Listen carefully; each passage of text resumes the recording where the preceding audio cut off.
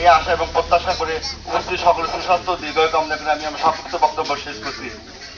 কাজ করব, আপনারা আপনাদের সম্প্রদায়ের মাঝে কাজ করবেন।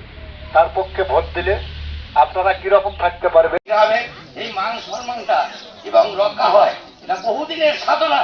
কেননা আমাদের এলাকায় এইরকম লোক দাঁড়ানোর এটা আমার বলার লাগবে না। আর ডাক্তার আব্দুল রহিম কি ধরনের লোক এটা আপনারা ভালোবাসেন, ভালো বোঝেন জনতা। তো এখন আপনাদেরকে এসে তারা বিভিন্নভাবে ট্যাগ দিচ্ছে।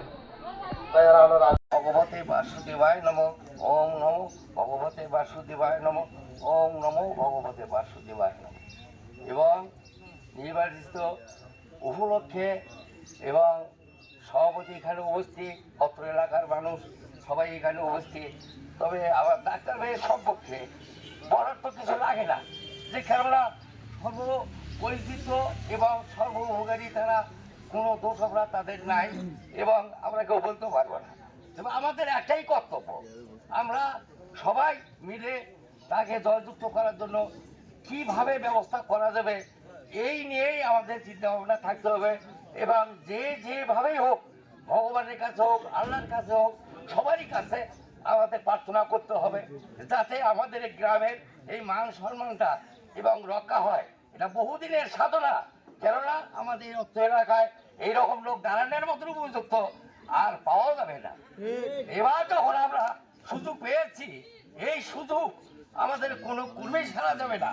তবে বাবা, আমার একটাই অনুরোধ, আমরা যে যেখানেই থাক, আত্মীয় স্বজন বন্ধু বান্ধব সবাইকে কথা বলে, সবাইকে এই দুই কথা অনুরোধ করে আমার ডাক্তার সাহেবের জন্য সবাই একটু ভোটের ব্যবস্থা করে, যাতে সে বিশ্বাস মানে আমরা যেন শুক্রবারই শুনতে পারি যে আমাদের ডাক্তার সাহেব বিপুল ভোটে জয়যুক্ত হয়েছে।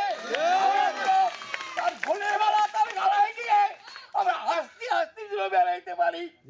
এটাই আমার আশা, এটাই আমার প্রত্যাশা তোমাদের কাছে।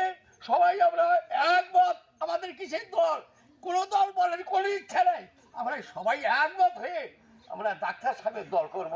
আমরা দাঁড়িপাল্লায় ভোট দেবো।